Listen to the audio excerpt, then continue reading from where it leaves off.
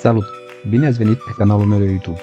Eu sunt Cătălin Dascălu și astăzi am pregătit un nou video cu înrădăcinarea viței de vie.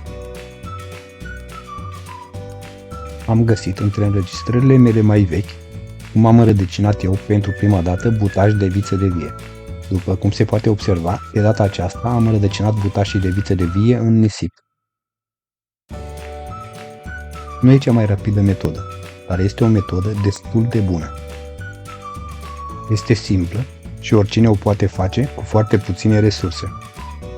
Este nevoie doar de timp și niște nisip de râu umed. Urmând această metodă, vei obține niște butași ca cei din imagini într-un timp relativ scurt.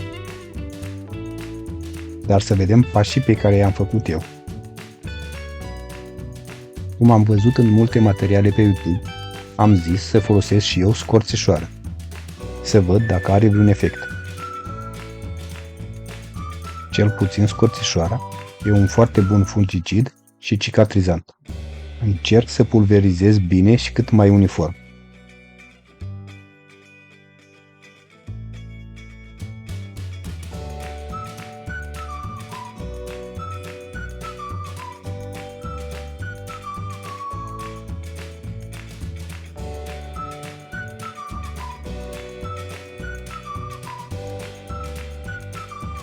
Nu prea e focalizat bine, dar se poate vedea scorțișoara.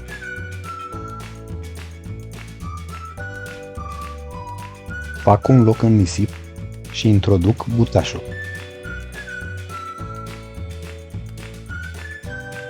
Apoi îl acopăr. Voi pune și câțiva butași, fără să le dau scorțișoară, pentru a vedea dacă are vreun efect stimulator sau nu. Îi acopăr și pe aceștia cu nisip și le voi oferi aceleași condiții ca și celorlalți.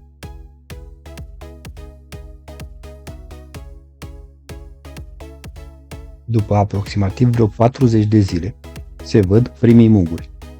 Menționez că am ținut butașii acoperiți și la întuneric și o temperatură de aproximativ 15-20 de grade Celsius. Dacă ar fi fost mai cald, și dezvoltarea ar fi fost mai bună. Menționez de asemenea că am păstrat nisipul umed pe toată perioada înrădăcinării. Aici suntem deja după aproximativ 70 de zile. Voi verifica cu grijă, pentru că ar cam fi timpul să fie înrădăcinați. Și da, se văd rădăcini. Sunt înrădăcinați.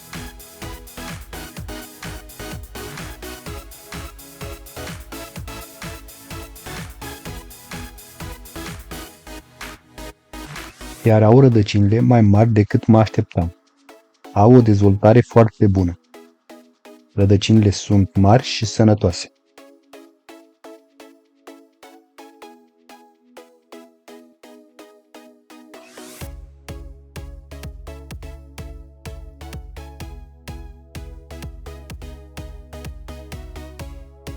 Toți butașii sunt înrădăcinați, atât cei dați cu scorțișoară, cât și cei fără scorțișoară. Nu se văd mari diferențe între ei, deci nu pot confirma că pentru vița de vie scorțișoara e un stimulator de înrădăcinare. Rădăcinile au o dezvoltare bună. Pot spune că înrădăcinarea în nisip e la fel de eficientă ca și înrădăcinarea în apă, pe care am prezentat-o într-un video anterior. Dar cred că înrădăcinarea în apă e ceva mai rapidă. Voi lăsa în comentarii și în descriere un link cu videoul respectiv. E un video mai complet și mai detaliat decât acesta. Din punctul meu de vedere, înrădăcinarea în apă e cel mai simplu și eficient mod de a înrădăcina butași de viță de vie. Avantajul la metoda de înrădăcinare a butașilor în nisip este că trebuie să stai mai puțin atent la umezeală, pentru că nisipul își păstrează foarte bine umezeala.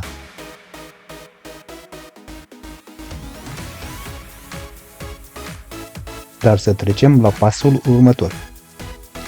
Acum este momentul perfect să îi plantăm în ghivece. Eu voi folosi niște bidoane de 5 litri în loc de ghivece. Sunt gratis și în acest fel le dau o utilizare în plus înainte de reciclare. Introducem butașul în acest fel, cu grijă, să nu rupem rădăcinile. Apoi, tot cu grijă, vom pune substratul. Eu folosesc un substrat universal, amestecat cu puțin nisip, pentru un drenaj mai bun. Voi pune până acopăr rădăcinile, pentru că voi pune încă o plantă în acest bidon. Ideal ar fi doar o singură plantă.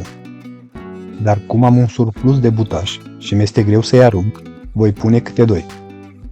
Apoi, voi alege și îl voi păstra pe cel mai bine dezvoltat. Cum cel de-al doilea butaș este ceva mai scurt și s-a dezvoltat chiar din mugurul de jos, voi mai pune ceva substrat. În mod normal, ar fi trebuit să elimin acel mugur înaintea înrădăcinării. Voi umple bidonul cu substrat până la un nivel în care noua ramură să poată fi cât mai aproape de suprafață, să ajungă cât mai repede posibil la lumină. Apoi, tot cu grijă, voi planta și al doilea butaș. La fel ca pe primul. Voi încerca să pun un strat suficient de substrat. După ce terminăm plantarea, sau transplantarea, cum vreți voi să o numiți, vom uda bine noile plante. Punem apă până vedem și simțim că substratul este destul de umed. Nu e nicio problemă dacă se dă mai multă apă. Vița de vie nu are probleme cu excesul de apă. După ce terminăm de udat, vom pune plantele într-un loc foarte bine luminat și călduț. Ideal ar fi undeva unde temperatura să fie superioară la 20 de grade Celsius și cel puțin 8 ore de lumină.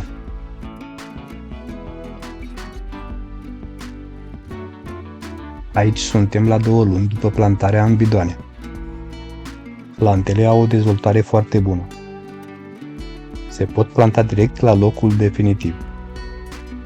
Dar eu recomand ca acest lucru să se facă toamna, când planta intră în repaus vegetativ. Cam atât pentru astăzi. Mulțumesc pentru vizionare. Iar dacă acest video ți-a plăcut și ți-a fost util, nu uita să te abonezi, să dai like și să comentezi în cazul în care vrei să-ți exprimi părerea, să aduci o completare sau să pui o întrebare. Acest lucru ajută acest canal să crească. Pe curând!